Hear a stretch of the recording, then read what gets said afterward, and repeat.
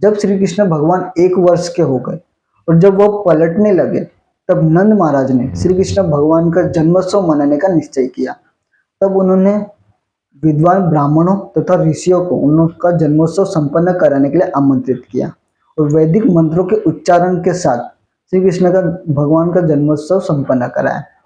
तब नंद महाराज ने ब्राह्मणों को 2 लाख स्वर्ण आभूषण से अलंकृत गाय तथा अन्न के भंडार दान में दिए। उनका जन्मोत्सव चल रहा था, तब श्री कृष्ण भगवान को गहरी नींद आने लगी। तब यशोदा माता ने श्री कृष्ण भगवान को अपनी गोद से उठाकर पालने में रख दिया, तो वह गहरी नींद में सो गए। लेकिन थोड़े ही देर बाद उन्हें जोरों से भूख लगने लगी, वो जोर जोर से रोने लगे।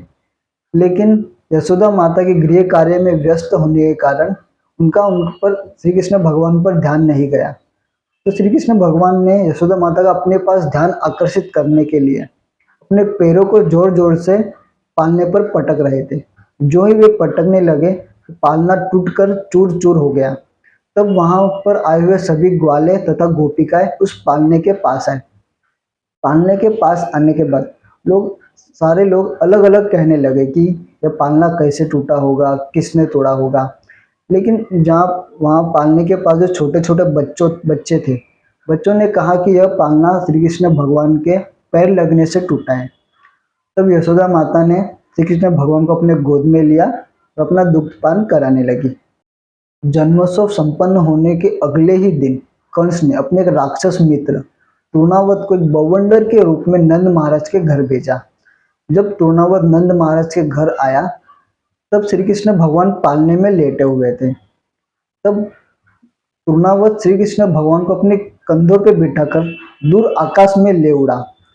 जब आकाश में वो लेकर उड़ रहा था, तब श्री कृष्ण भगवान ने अपना वजन इतना बढ़ा दिया था कि वह बहुत बहुत ऊपर तक नहीं ले जा पाया और वह बीच में ही ठहर गया।